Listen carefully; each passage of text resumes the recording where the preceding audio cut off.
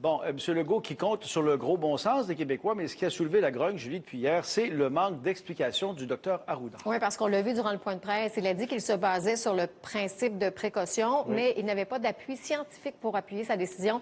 Et c'est ça qui a fait mal au niveau de l'effritement de l'adhésion aux mesures. Exactement. Et on reçoit Philippe Dubois, doctorant en sciences politiques du groupe de recherche en communication politique de l'Université Laval.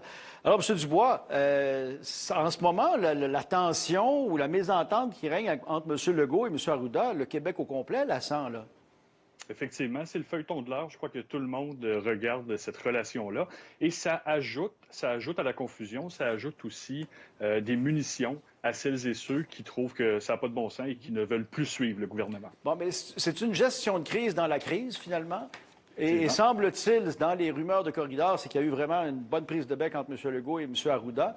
Qu'est-ce qu'on fait rendu là? Parce qu'il ne peut pas non plus le désavouer. À ce moment-là, il doit le garder dans son équipe, M. Arruda, là, M. Legault, éventuellement. Effectivement, on est très loin dans la crise. C'est une situation qui s'est un peu normalisée. Et c'est pas le temps de flancher, c'est pas le temps d'envoyer des signaux de faiblesse à la population, comme quoi on est en train de perdre le contrôle. Alors, il va nécessairement devoir y avoir un resserrement dans la communication du gouvernement pour rester sur le message. Bon, essayons de comprendre un peu. M. Legault, M. Arruda sont, depuis un an, là, je ne sais pas s'ils ont pris un samedi ou un dimanche à eux, là, ils sont quand même sur la sellette, travaillent, j'imagine, malgré tout, très fort, malgré les critiques. Est-ce que ça se peut qu'on commence à être fatigué, qu'on en perde un peu? Est-ce qu'on aurait besoin de relève à ce moment-là ou de changement? En fait, M. Legault, M. Arruda sont des humains comme vous et moi, donc évidemment, il y a peut-être un facteur de fatigue. Ceci dit, c'est pas parce qu'on a un accrochage ou une semaine qui est moins bonne qu'on peut plus faire le travail.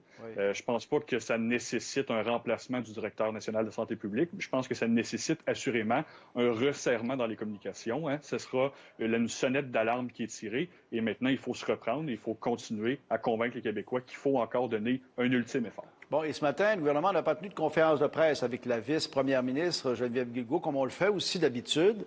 Alors, ça s'ajoute aussi au manque de communication, parce que M. Arruda n'avait, semble-t-il, pas de fait pour expliquer le port du masque comme il le souhaitait, là.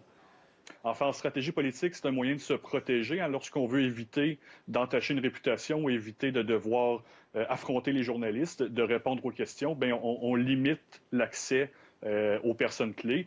C'est pas anodin que le premier ministre ait annoncé son recul via les médias sociaux. C'est un moyen d'éviter les questions embarrassantes. C'est un moyen de contrôler au maximum la communication. Bon, certains diront que M. Arruda aime ça, fixer des règles, que ça dépasse sa fonction. M. Legault a déjà dit « je prends le blâme sur moi ».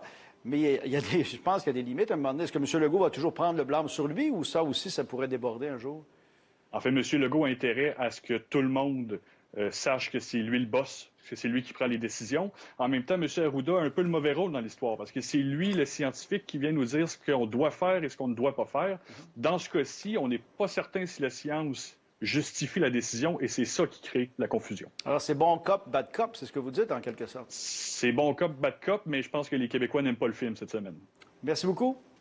Bonne soirée, merci. Au revoir.